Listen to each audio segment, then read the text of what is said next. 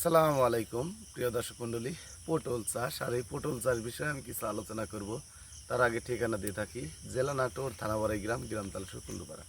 তো হাইব্রিড জাতের লম্বা পটল কি পরিমাণ ধরে দেখেন, পর্যাপ্ত পরিমাণ পটল ধরে আছে। এই যে দেখেন,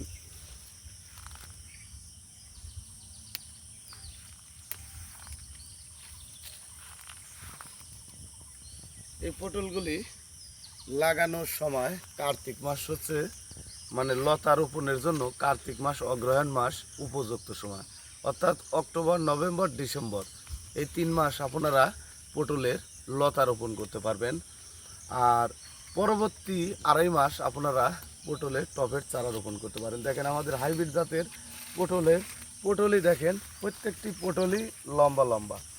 দেখেন প্রতিটি পটল কি সুন্দর লম্বা, কারণ এগুলো খাটো জাতের পটল না। খাটো জাতের পটলও আছে, কিন্তু লম্বা জাতের পটলের বাজারজাতকরণের জন্য চাহিদা অনেক ভালো।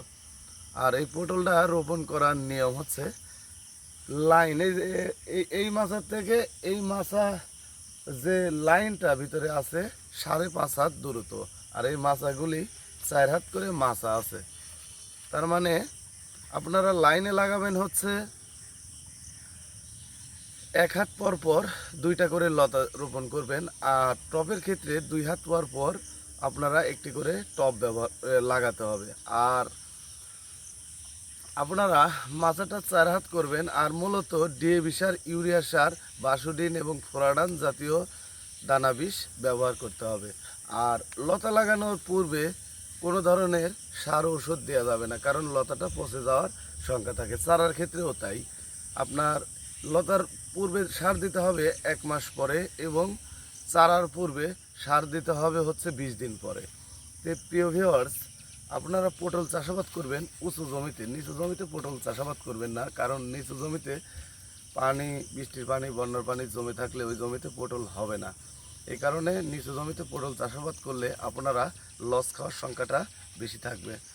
আর আপনারা যদি মনে করেন যে হাইব্রিড জাতের লম্বা পটলটা চাষাবাদ করবেন, সেক্ষেত্রে চাষাবাদ করতে পারেন। আমরা বাংলাদেশের প্রতিটি জেলায় এই পটলের চারা এবং লতা সেল দিয়ে থাকি। ভালো থাকবেন, সুস্থ থাকবেন। আসসালামু আলাইকুম।